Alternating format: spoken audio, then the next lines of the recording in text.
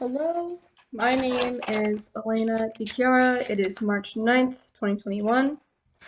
I'm going to be talking about the sheet part today, and this is my checklist to make sure I name everything. A lot of these structures we actually can name from the outside, which is very cool. So right here we have the anterior interventricular sulcus. I mention it because this kind of helped me orient to the front of the heart.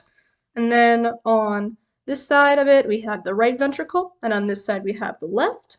And then up here, I kind of use the auricles as a guide. So the auricles are a flap that goes over the atria, so the atria is all over in that section. And then similarly, on the other side, this is the left auricle. Around there, it is the left atria. Okay?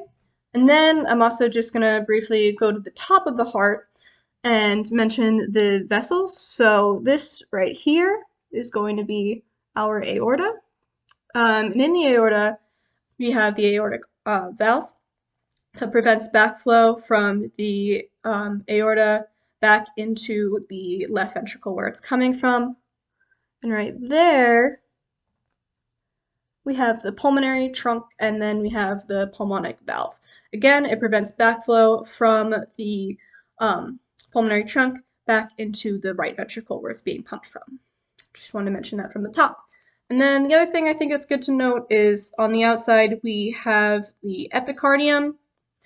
And then generally the coronary arteries will run close to the auricles and close to the atria and in the sulci around there. They're really difficult to see in this heart, but they generally will run around this area. So both the left and the right are going to be in that area. Okay, with that being said, we're going to open the heart now. I chose to kind of do a fuller dissection than they did in hands-on labs, just to give me an easier time of pointing things out from here. So right away, again, this is the left ventricle, this area right here. This is the right ventricle. And then up here would be the right atria, and up here would be the left atria. And then in between, we have this interventricular septum. And then I also want to point out the wall of the heart. We already talked about the outside thin epicardium. We have this thick myocardium, and then on the inside, again, another thin layer would be the endocardium.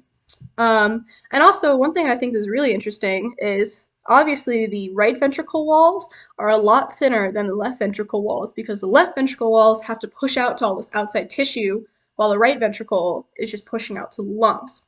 So it doesn't have to have as thick a muscle, which I think is super fascinating.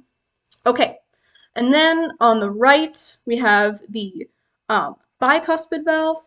Sorry, it's on my right. It's the left atrioventricular valve, and it's also known as the bicuspid or the mitral valve. And right here, we have a pretty good view of the cusps, actually.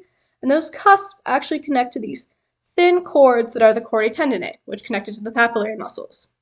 And then on the other side, okay, just for orientation's sake, I'm going to tell you I am flipping the heart and using the other side because you have a bit of a clearer view. That right there is the cusp on this side, connected to the chordae tendineae on that side. And this is the right one, so this is actually the tricuspid valve. And then we'll again reorient it. We're back at the front of the heart. And then I think that actually will cover it. It's harder to see the aortic and the pulmonary valves from the inside. I think that it's easier to see from the aorta and the pulmonary trunk views. So I think that we're gonna call that a day. I'm just gonna briefly check that I named everything. I think I did. Okay, so that is that. That is my dissection of the sheet part. Thanks so much.